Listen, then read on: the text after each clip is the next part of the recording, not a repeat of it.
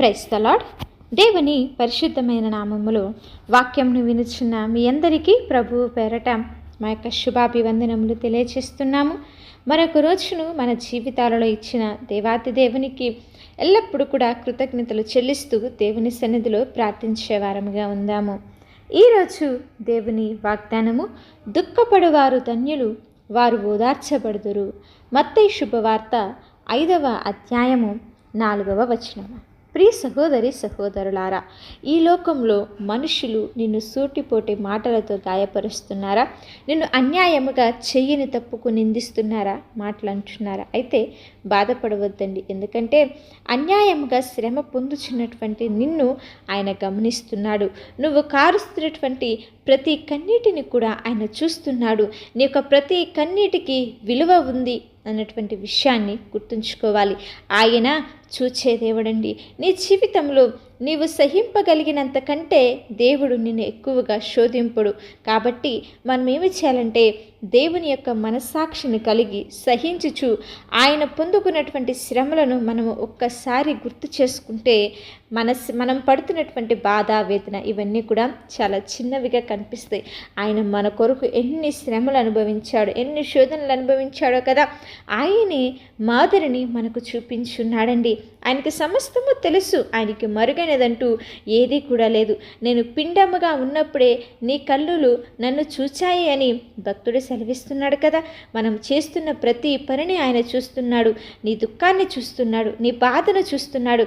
ఖచ్చితంగా నువ్వు పడుతున్నటువంటి బాధకు, వేదనకు దేవుడు ప్రతిఫలాన్ని తప్పకుండా అనుగ్రహిస్తాడని దేవుని యందు విశ్వాసం ఉంచాలి. ఈ లోకము నువ్వు కారుస్తున్నటువంటి కన్నీటిని, నీ యొక్క దుఃఖాన్ని పట్టించుకోకపోవచ్చు, అపహసించవచ్చు, అవమానించవచ్చు. కానీ నీ విషయంలో దేవునికి ప్రతిదీ కూడా విలువైనది, చాలా శ్రేష్టమైనది. కాబట్టి ఆయన ప్రతి దానిని లెక్కిస్తున్నాడు అని చెప్పి విశ్వాసం ఉంచాలి. కన్నీటితో విత్తువాడు సంతోషముగా పంటకొస్తాడని దేవుని యొక్క లేఖనము మనకి సెలవిస్తుంది కదా. కాబట్టి బాధ, శ్రమ, శోధన ఏదైనా సరే కొంతకాలమే. ఓర్పుతో, విశ్వాసముతో నీ జీవితంలో శ్రమను గనక నువ్వు ఎదుర్కొన్నట్లయితే దేవుడు తగిన కాలం ముందు నిన్ను హెచ్చిస్తాడు. నువ్వు పడుతున్న ప్రతి ఒక్క బాధలన్నిటి నుంచి నీకు విడుదల అనుగ్రహిస్తాడు.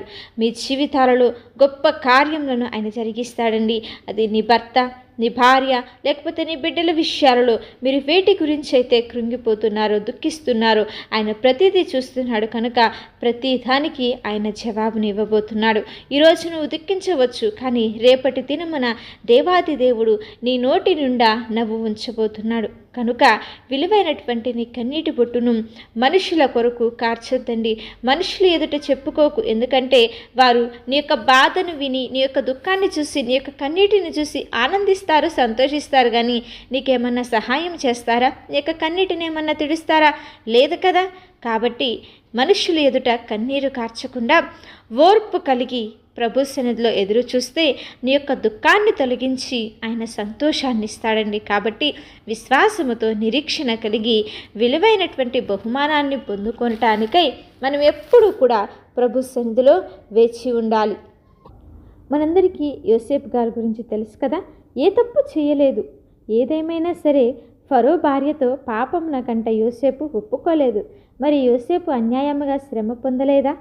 ఏ తప్పు లేకపోయినా, అతనిలో ఏ దోషము లేకపోయినా చేయని తప్పుకు అన్యాయంగా శిక్ష అనుభవించాడు కదా. మరి అటువంటి పరిస్థితుల్లో యోసేపు ఏమన్నా దేవుణ్ణి నిందించాడా? నన్ను అందరూ అవమానిస్తున్నారు, హేళన చేస్తున్నారు, నేను చెయ్యని తప్పుకు మరి ఇలాంటి శిక్షను అనుభవిస్తున్నాను అని చెప్పి ఏమన్నా దేవుణ్ణి నిందించాడా, దూషించాడా? లేదు కదా. ఓర్పుతో, విశ్వాసముతో తన జీవితంలో ఎదురైన శ్రమను ఎదుర్కొన్నాడు. అందుకే దేవుడు తగిన సమయంలో అతన్ని ఉన్నతముగా హెచ్చించి గొప్ప కృపతో నింపాడండి. మరి నువ్వు యోసేపు వలె ఓర్పు కలిగి ఉన్నావా? అంతేనా? మరి యోబు గారు ఆస్తి, సంపద, బిడ్డలు, ఆరోగ్యం అన్నీ పోయాయి. ఎవ్వరూ కూడా దగ్గరికి వెళ్ళలేదండి. చివరికి తన స్నేహితులు కూడా వచ్చి, నువ్వు ఏదో పాపం చేసావు, నీలో ఏదో దోషం ఉంది, నువ్వు చేస్తున్న ప్రార్థన ఆయన అంగీకరించడం లేదని చెప్పి యోబు గారి గురించి చెడ్డగా మాట్లాడినప్పుడు కూడా యోబు యెహోవా ఇచ్చెను, యెహోవా తీసుకుని పోయానని చెప్పి తన యొక్క శ్రమల్లో, శోధనలో దేవుని యందు విశ్వాసాన్ని, ఓర్పును ధైర్యాన్ని నెమ్మదిని కలిగి ఉన్నాడు కాబట్టే కదా దేవుడు రెండంతలుగా అతడిని ఆశీర్వదించాడు. రెండంతల ఆశీర్వాదము తన జీవితంలో పొందుకున్నాడు. కాబట్టి మనము దేవుణ్ణి నమ్ముకున్నాం. మనం ఆరాధిస్తున్న దేవుడు శక్తిమంతుడు, సర్వశక్తిమంతుడు, సకల సృష్టికి కారణభూతుడు. ఆయన తప్ప వేరొక దేవుడు అంటూ ఎవ్వరు కూడా లేరు కదా. మరి నీ యొక్క బాధ వేదన ఆయనకి తెలియదు అనుకుంటున్నావా? తెలుసు. నిన్ను ఎంతమంది అవహేళన చేసి మాట్లాడుతున్నారో, మరి ఎన్ని అవమానాలను నువ్వు ఎదుర్కొంటున్నావో, ఎంతగా మౌనముగా రోధిస్తూ దుఃఖిస్తున్నావో ప్రతిదీ ఆయన చూస్తున్నాడండి.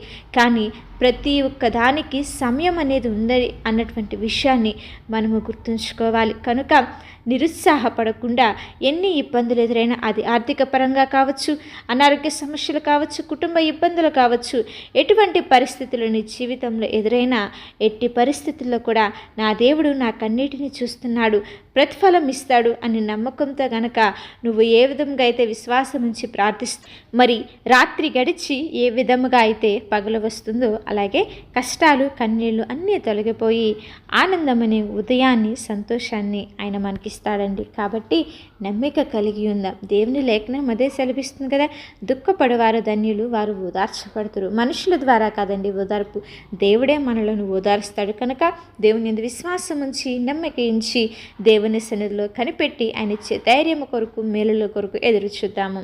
చిన్న ప్రార్థన చేసుకుందామా? మహాపరిశుద్ధుడా, దయగలిగిన మా తండ్రి, ప్రేమ పూర్ణుడా, శ్రేష్టమైన కృప కలిగిన నామమును బట్టి మీకు స్తుతులు స్తోత్రాలు చెల్లిస్తున్నాము. నా తండ్రి, ఘనత మహిమ ప్రభావములు కేవలము మీకు మాత్రమే ఆరోపిస్తున్నాం. అన్ని నామముల కన్నా పై నామము కలిగిన దేవా తండ్రి, మీకు అసాధ్యమైందంటూ ఏది కూడా లేదయా.